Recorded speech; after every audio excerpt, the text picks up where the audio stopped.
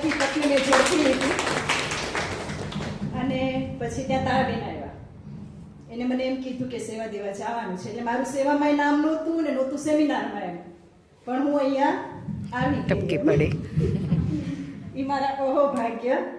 તો ઈચ્છા કરીએ ને તો આપણી જે જિજ્ઞાસા હોય, પ્રબળ જિજ્ઞાસા હોય, પણ ઈચ્છા કેવી હોવી જોઈએ એ આપણને ખબર હોવી જોઈએ.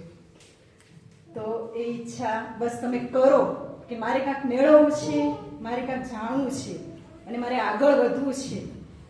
તો એ તમને જે બર્નિંગ ડિઝાયર છે ને એ તમને આગળ લઈ જશે. અને જે ભાઈશ્રી અહીંયા જે પીરસ્યું છે, જે હોમવર્ક જે આપે ને, એમાં પૂરેપૂરું નિષ્ઠાથી કોઈ પણ પોતની જાતને છેતર્યા વગર જો તમે હોમવર્ક કરશો ને તો તમે ક્યાં ને ક્યાં પહોંચી જશો. ધન્યવાદ. સેવાર્થી હતા.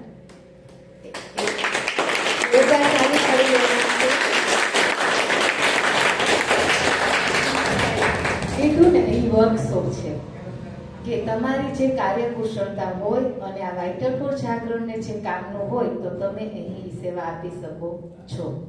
તો ખાલી સેવા નથી, તો મારે એ ત્રણેયને પૂછવું છે કે આ સેવા કરતા કરતા તમારી અંદર શું બન્યું? ઓકે,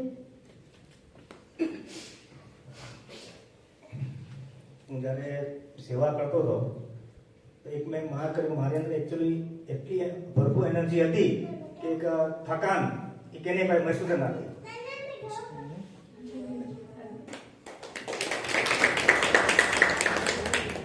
આ સેવા દરમિયાન મને ઘણા બધા એવા અનુભવો થયા જે કહેવાય ને કે આમ એવા કોઈ દિવસ થયા જ નથી. એમ બહુ સરસ અનુભવ થયા મને.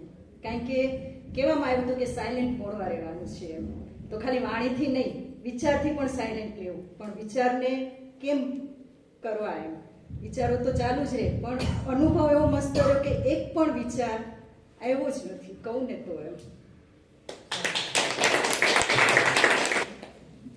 અહીંયા આપણે કહેવાય ને ભાઈશ્રી કે આપણા હરેક કામને સાધના બનાવો. તો જે રોટલી બનાવીએ ને તો એમ જ કહું કે 10 રોટલી બનશે ત્યાં સુધી તું આવી જ રીતના રહીશ. અને ખરેખર મારી કમર જવાબ દેતી, પગ જવાબ દેતો. એટલે એ સાધના બનાવીએ. અને જે કેરા ને છે ભાઈશ્રી તો બીજી શિબિરમાં પણ કીધું હોય કે આપણા અંગ પણ આપણી સાથે વાત કરેલા. તો આ સરસ એક અનુભવ રહ્યો